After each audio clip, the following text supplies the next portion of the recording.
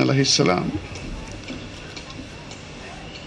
The topic is Imam Hussain, source of togetherness.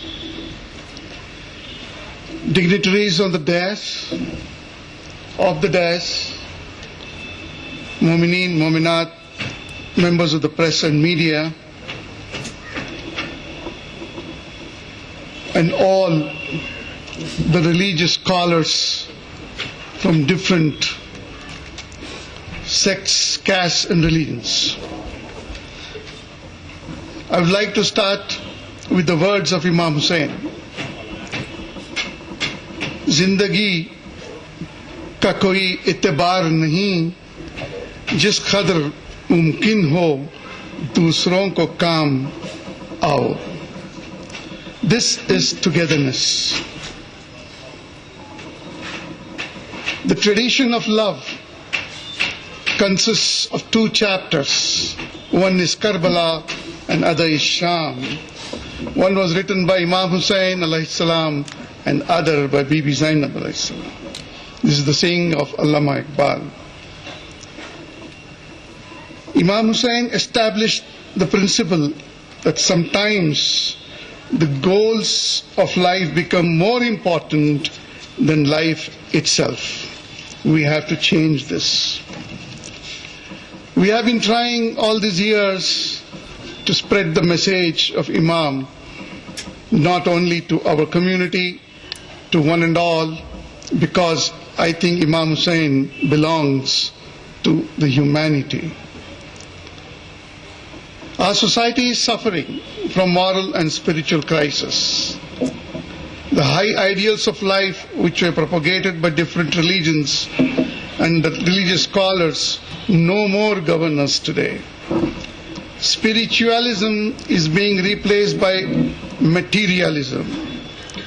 Patriotism, honesty, sense of sacrifice, truth and justice, equity and humanism, which were propagated by our saints and Sufis, are not being properly adhered to.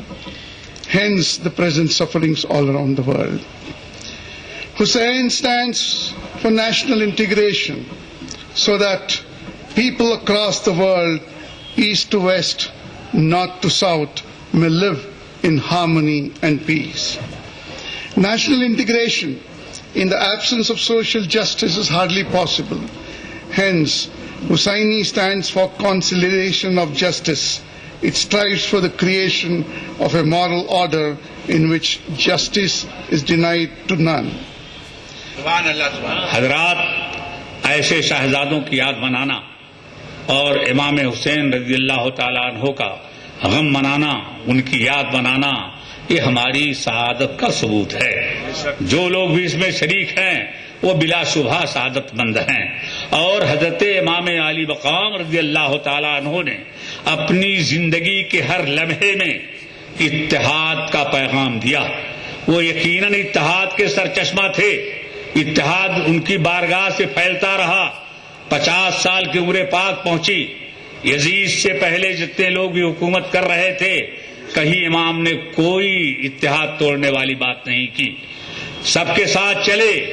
لیکن جب یزید پلید جیسا انسان تخت حکومت پہ بیٹھا تو امام علی مقام نے کہا نہیں، تیری بیعت نہیں کی جا سکتی.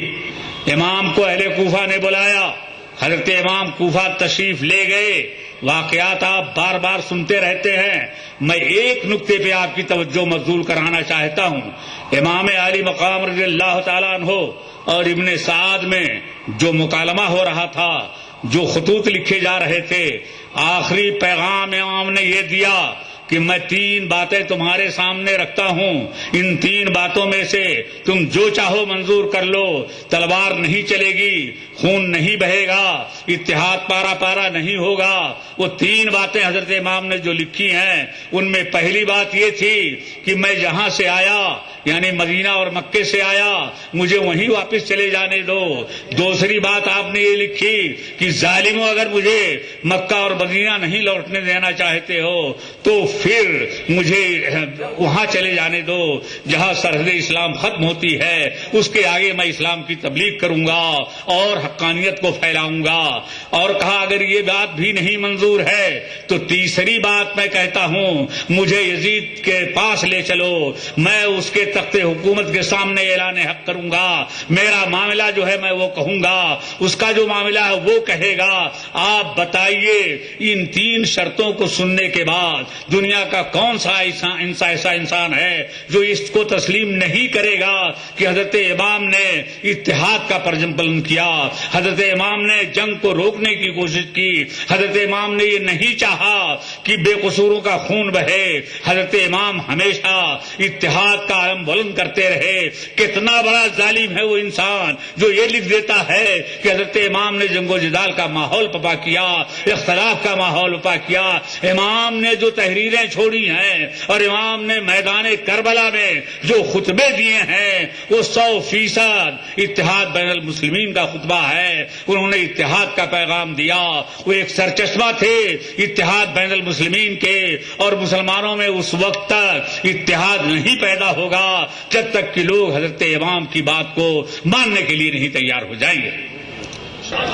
دوستو، یہ انعامات، یہ نوازشات کس کے لیے ہیں؟ اس کے لیے جو اہل بیت کا چاہنے والا ہے، اہل بیت سے محبت کرنے والا ہے۔ اور ان لوگوں کی سزا کیا ہے جو اہل بیت سے عداوت کرتے ہیں، ان سے بغض رکھتے ہیں؟ اللہ کے پیارے حبیب محمد الرسول اللہ صلی اللہ علیہ وسلم فرماتے ہیں، جاء یوم القیامت مکتوبا عینیہ آئس من رحمت اللہ، جب یہ اہل بیت سے عداوت و بغض رکھنے والا قیامت کے دن آتا ہے تو اس کے دونوں آنکھوں کے درمیان میں یہ لکھا ہوا ہوتا ہے یہ اللہ کی رحمت سے نا امید ہے۔ اور پھر اللہ کے رسول صلی اللہ علیہ وسلم فرماتے ہیں، وَمَن مَاتَ عَلَى بُغْضِ آلِ محمد صلی اللہ علیہ وسلم ماتا کافرا، جو اہل بیت سے بغض و عداوت رکھتا ہوا مرتا ہے وہ کافر کی موت مرتا ہے۔ چونکہ مجھے اب سفر میں جانا ہے اس لیے میں مضمون کو سمیٹتا ہوا عرض کر رہا ہوں۔ بخاری کی حدیث ہے، آقا فرماتے ہیں، وَحُرِّمَتِ الْجَنَّةُ عَلَى مَنْ ظُلِمَ أَهْلِ بَيْتِي، جس نے اہل بیت پر ظلم کیا اس کے لیے جنت حرام ہو گئی۔ اب وہ کسی قیمت پر جنت میں داخل نہیں ہو سکتا۔ ارے وہ کیسے داخل ہوگا جبکہ اللہ کے پیارے حبیب صلی اللہ علیہ وسلم فرماتے ہیں، حسین منی بانا من الحسین، احب اللہ من احب حسینا، حسین مجھ سے ہے اور میں حسین سے ہوں، اور اے اللہ تو اس سے محبت فرما جو حسین سے محبت کرتا ہے۔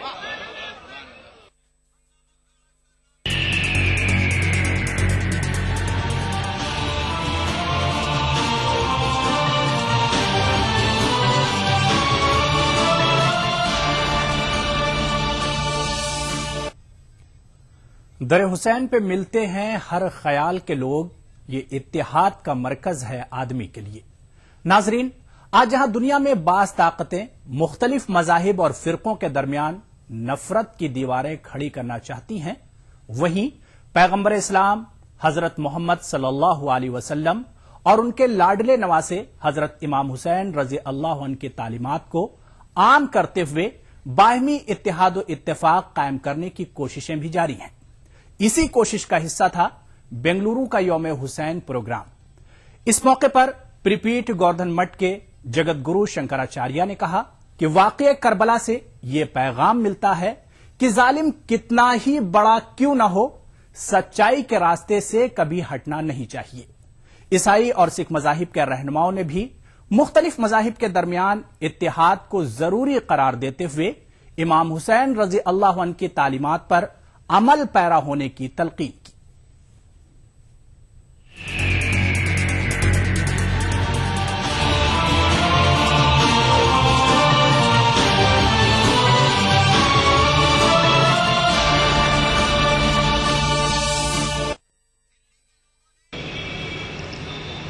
मैं 10 साल पहले इराक में गए थे और लगभग 12-13 दिन वहाँ के तमाम धार्मिक स्थलों को देखा है। करबला भी गए थे, श्रद्धालुओं के हुजूम को भी देखा है, वहाँ के पवित्र भूमि के आध्यात्मिक रहस्य को महसूस किया। आज हिंदुस्तान में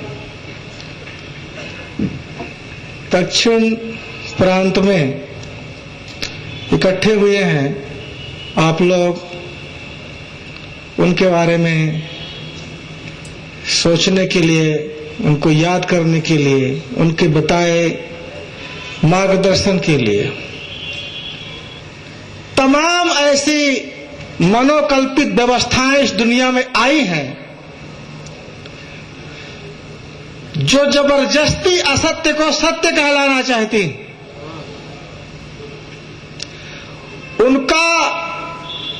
उनमें ऐसा लगता है कि वो प्रजापालक हैं, शासक हैं, दुनिया का वो शासन करते हैं। उन्हें ऐसा भी लगता है कि वो जो कर रहे हैं वो सत्य कर रहे हैं, और वो ये भी आशा रखते हैं कि बड़े बड़े इमामों का ज्ञान प्राप्त कर चुके जो इस्लामिक विद्वान हैं, बड़े बड़े वेद और पुराण का अध्ययन और तपस्या कर चुके धर्मगुरु हैं, शंकराचार्य हैं, उन्हें आशा है कि हमारे प्रभाव में आकर ये लोग भी हमारे इस गलत कार्य को, जो मानवता को भटकाने का कार्य है, इस पर ये लोग अपनी मुहर लगा दें। और ये परिस्थितियां ठीक वैसी ही हैं जैसा मैं सुन रहा हूं इमाम हुसैन साहब के वक्त के बारे में। एक तरफ एक तानाशाह था जो शासक होने का गर्व था, उसमें नीतियां उनकी गलत थी और वो मजहबी शक्ति संपन्न व्यक्तित्व से उसमें अपना सहमति लगाना चाहते हैं। इमाम हुसैन साहब, ऐसा लगता है यहां बहुत बड़े बड़े बड़े इस्लामिक विद्वान हैं, धर्मगुरु हैं, उनको ज्यादा जानकारी है,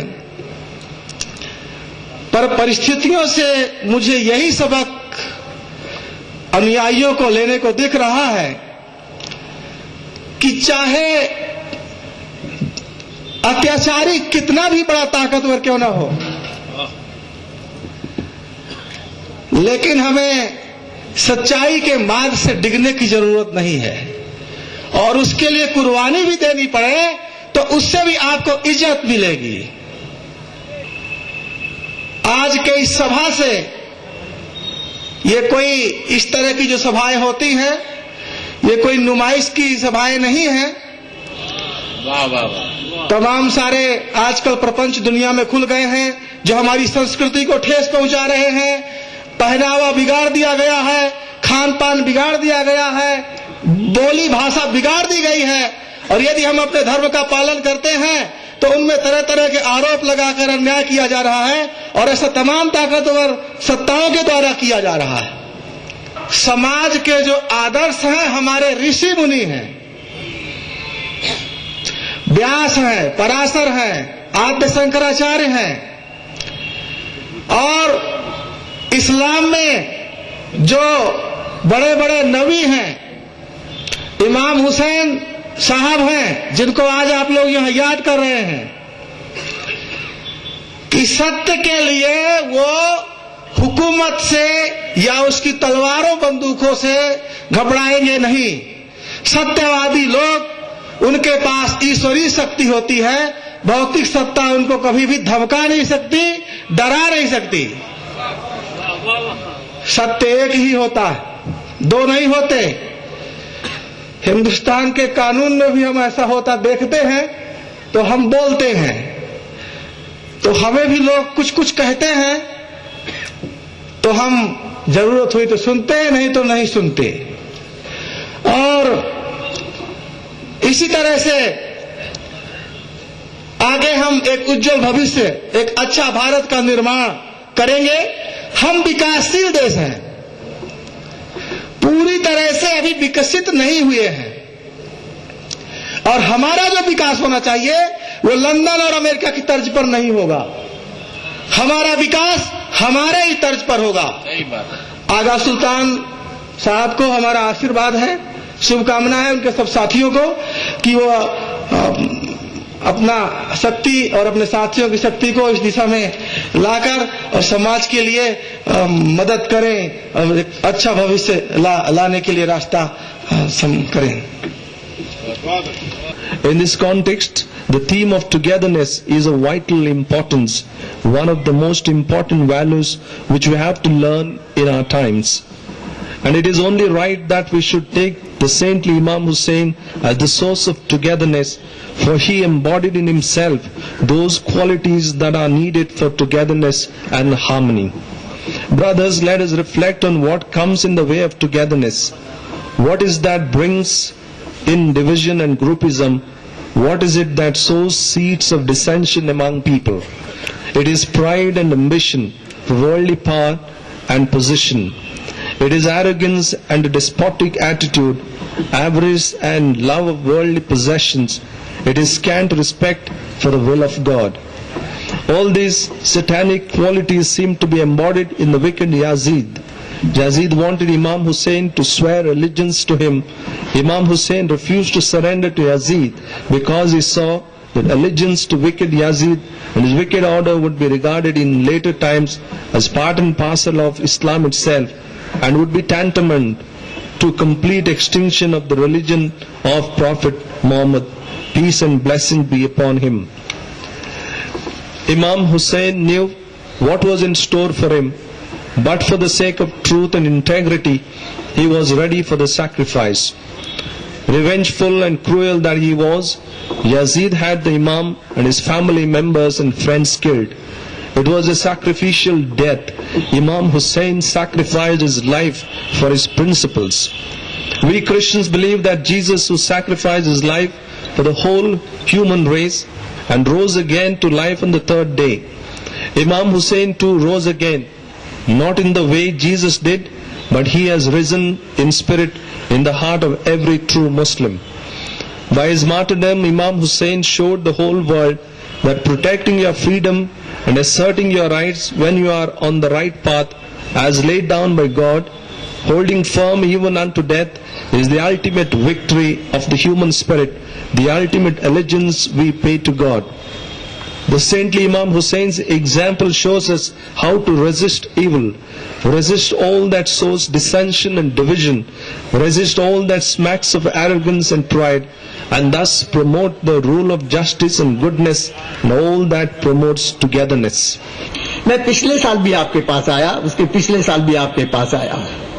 हम इतनी तादाद में यहाँ इकट्ठे होते हैं, और ये दिन जब हम सिर्फ हुसैन साहब की प्रशंसा करें या उनके किए हुए कर्मों को हम सिर्फ गुणगान करें, सफिशिएंट नहीं है, पूरा नहीं है, क्योंकि हुसैन एक ऐसी स्पिरिट है, एक ऐसी लाइट, ऐसी ज्योत है जिससे हमने अपने जीवन को प्रकाशित करना है, जिससे अपने जीवन को संवारना है।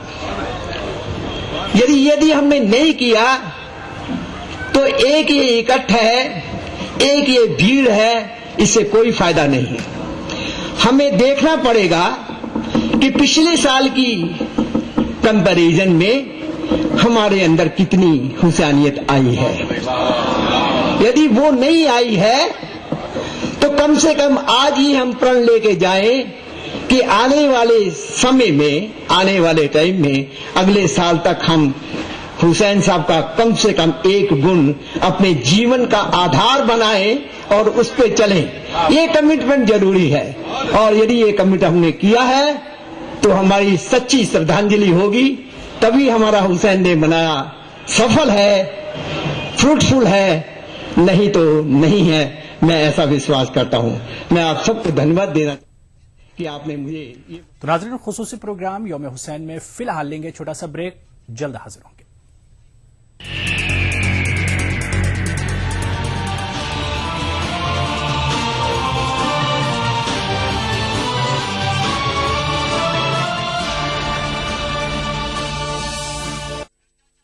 الله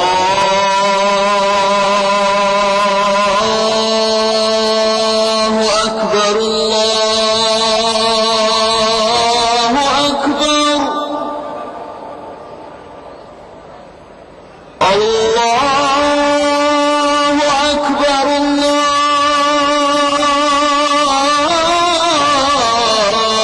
الله أكبر. مسجد الحرام سے نماز فجر دیکھیے روزانہ صبح 5:30 بجے صرف ای ٹی وی اردو پر. ابھرتے کشمیر کے انچھوئے پہلو، نئی سوچ و فکر، منفرد تہذیب و روایات جن سے پھوٹ پڑتے ہیں کشمیریت کے رنگ. دیکھیے کشمیر ایکسپریس پیر کی رات 8 بجے اور منگل کی شام 6 بجے صرف ای ٹی وی اردو پر.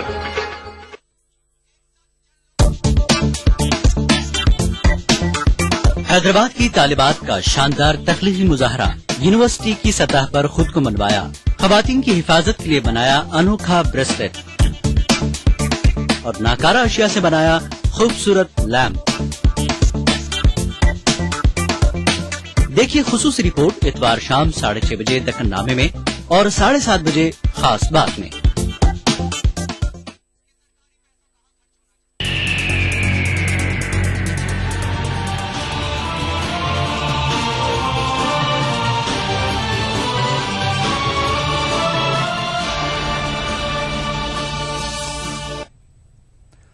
قتل حسین اصل میں مرگ یزید ہے، اسلام زندہ ہوتا ہے ہر کربلا کے بعد. ناظرین، ہمارے خصوصی پروگرام یوم حسین میں ایک بار پھر آپ کا خیر مقدم ہے. ناظرین، بنگلورو میں منعقدہ اس اجلاس میں مختلف مذاہب کے رہنماؤں کے علاوہ سیاستدانوں اور دانشوروں نے بھی اپنے خیالات کا اظہار کیا. ہر کسی کی رائے یہی تھی کہ ملک اور دنیا کے موجودہ حالات کے پیش نظر اس طرح کے اجلاس زیادہ سے زیادہ ہوں. کرناٹک کے سابق وزیر روشن بیگ نے کہا کہ بنگلورو سے نجف اور بغداد کے لیے راست پروازیں شروع کرنے کی کوشش کی جا رہی ہے.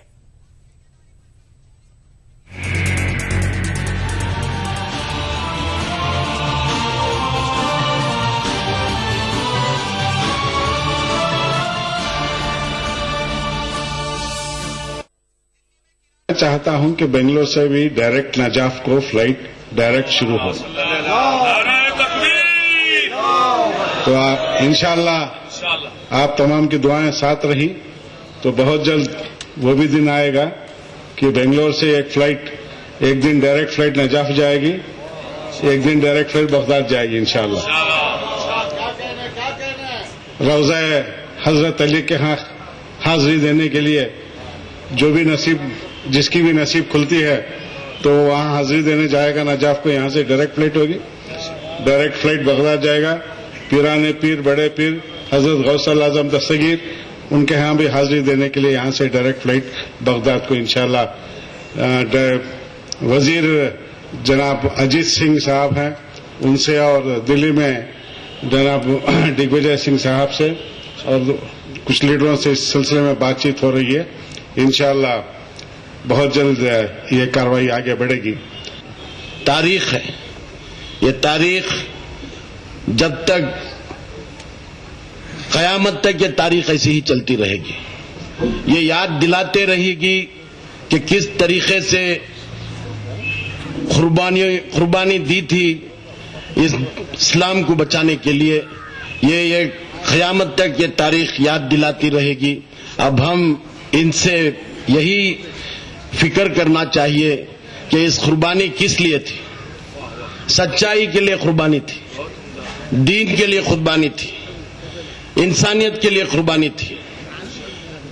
اب جیسا کہ شکیل صاحب بتا رہے تھے، اپنے آپ اگر ہم صرف چند لمحوں کے لیے جھانک کے دیکھ لیں آج ہمارے اندر کیا ہے، ہمارے اندر کس طریقے کا کرودھ ہے، ہمارا کردار کتنے نیچے پہنچ چکا ہے، ہمارے میں بھائی چارگی نہیں, دوستی نہیں, ہم ایک دوسرے کو عزت نہیں کرتے, ہم ایک دوسرے کے ساتھ اٹھنا بیٹھنا نہیں. پڑوسی جب ہوتا ہے, اگر کوئی نان مسلم پڑوسی ہوتا ہے تو اس سے بات چیت نہیں. یہ ہمارے آبا اجداد نے ہم کو یہ نہیں سکھایا. It was for the truth. It was for what he wanted to show us. The strength of oneness, the strength of Allah, the strength of humanity. And today if we are prevailing on it, it is because of him. That is what the speakers earlier said. And we have to really understand, just for a day, if we are going to remember him and forget him, that doesn't solve the purpose at all. We need to remember him every day.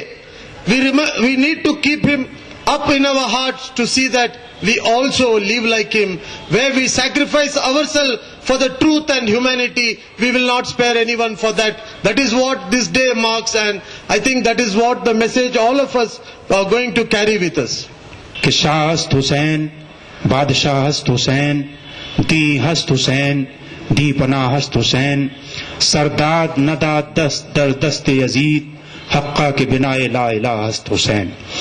اگر ان 4 مصروں کو آج دنیا انسانیت سمجھ لے تو میں سمجھتا ہوں کہ یزیدیت اور حسینیت کے فرق کو محسوس کرنے کے لیے یہ کافی ہے کہ حضرت خواجہ غریب نواز نے جہاں یزید کا نام جس مصرے میں لیا ہے وہاں حسین کا نام نہیں ہے, اور جن مصروں میں حسین کا نام ہے وہاں یزید کا نام نہیں ہے.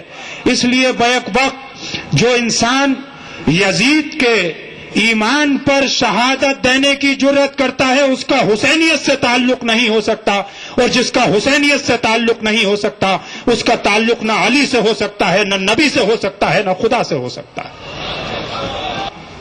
یہ خوبصورت عنوان ہے کہ امام حسین ایز اے سمبل آف ٹوگیدرنس. یقیناً امام حسین کے علاوہ ایسی شخصیت, اتنی موزوں شخصیت نہیں ہو سکتی تھی. اور میں نے یہ کہا تھا کہ امام حسین کی شخصیت پوری تاریخ اسلامی میں ایسی شخصیت ہے کہ ان کے ڈے کو پوری دنیا کو irrespective of caste, creed and religion day of democracy کی حیثیت سے یاد کرنا چاہیے. اسی طرح پیغمبر اسلام کی ایسی شخصیت ہے کہ جن کے میلاد کو پوری دنیا انسانیت کو ڈے آف سوشل جسٹس کی حیثیت سے منانا چاہیے.